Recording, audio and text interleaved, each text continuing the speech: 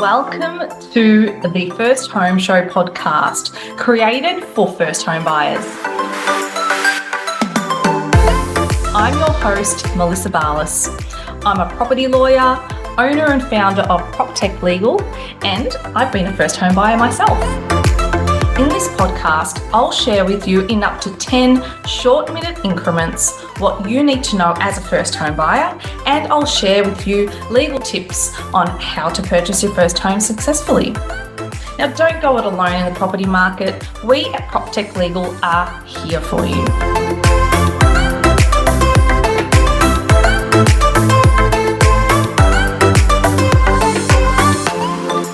Hello and welcome to another episode of the First Home Show podcast.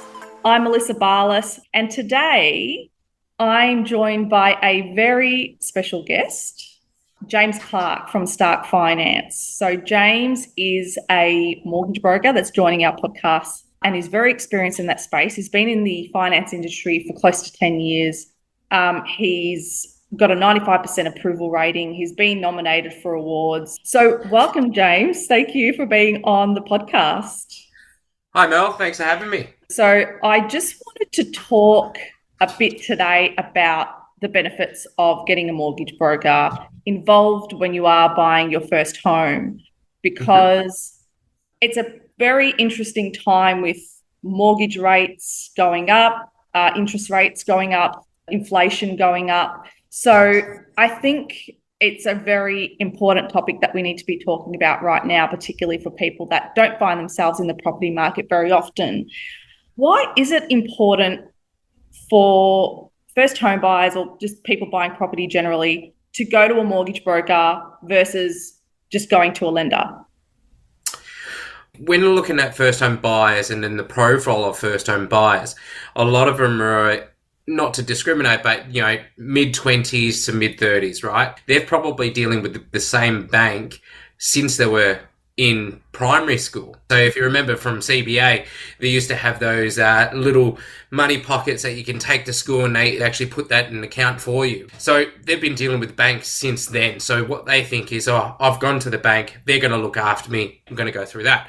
But reality is that bank is only going to give you variations of one branded product. So, for instance, if it's going to be, the green and black bank, they're going to give you a package with an offset or a loan without an offset. And the interest rate's going to be dictated on both of those things. So that's only two variations of one product. Whereas with the mortgage broker, we've got access to over 35 lenders, thus having access to over thousands of products. So the product that you're going to with your bank that you've dealt with the last 10 years may not be the most suitable one for your situation and what you're trying to do, whereas a broker will be able to find that for you and have more access to those lenders. Wow, very thoughtful choice that people have when they're going with a broker. It sounds like you're better off going with a broker to try and get a more competitive rate through the comparison of the various lenders.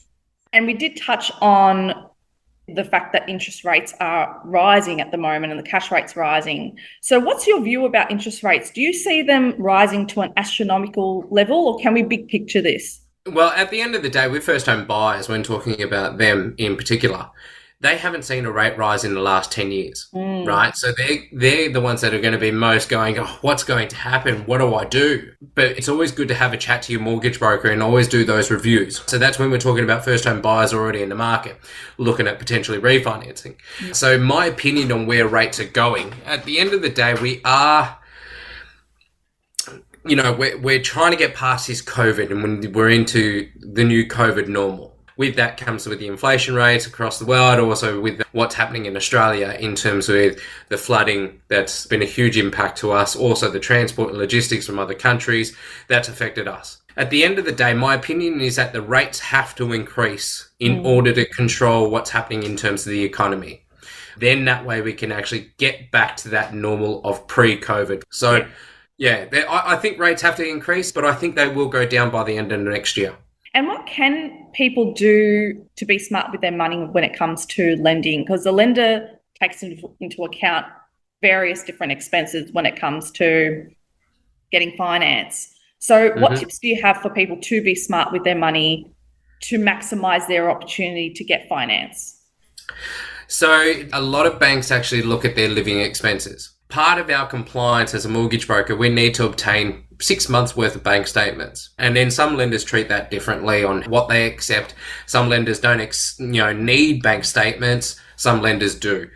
So we do need to be careful in terms of, okay, what are we spending on? So what are we spending on groceries? What are we spending on clothing? What are we spending on personal care? Getting your hair done, your nails, Uber Eats, anything recreational as well. So, all of those things combined, even Netflix comes into play because it's another added expense on a monthly basis. So what I would suggest to all my first home buyers is that there is heaps of money apps out there available. So money apps that you can get on your phone. Make a budget for yourself. Look at your last 6 months. See what you can cut out. Put that into the budget with your phone. And in that way you can track your spending and see what you've got. Cut out the nitty-gritty things that you don't need.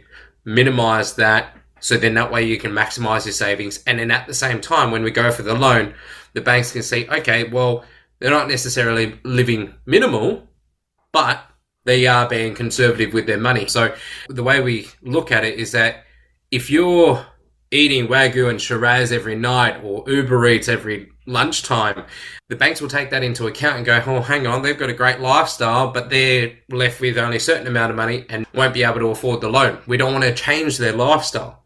But if we show the bank the sort of lifestyle that you got, it shows the profile that you've got as well. And the bank will be like, great, we like that. I would think it would be beneficial to engage your mortgage broker in advance to plan out that profile. Absolutely. So that by the time you are ready to get finance, you look good to the lender. Absolutely. And full disclosure, mortgage brokers are not financial advisors. However, in terms of the general conversation, in terms of help you get to a better position, it's no different to talking to your parents, no different talking to your next door neighbor, your best friend, going, okay, how do I manage money? Having a mortgage broker that's going to be there to sort of mentor you, going, okay, this is what we can do, this is what we need to do to help you manage your funds, get you in that position. Because the goal of a mortgage broker is to get you in that home loan, help you achieve that goal. So typically with my clients, because I am a first home buyer specialist, I talk to my clients even though that they're 12 months out from a property even being looked at. But other mortgage brokers, I can't necessarily answer for them, but they'll probably be like, talk to me in 12 months. That's really good advice. Is there any last tips that you want to give about getting finance and what they can do to maximise their ability to finance their purchase?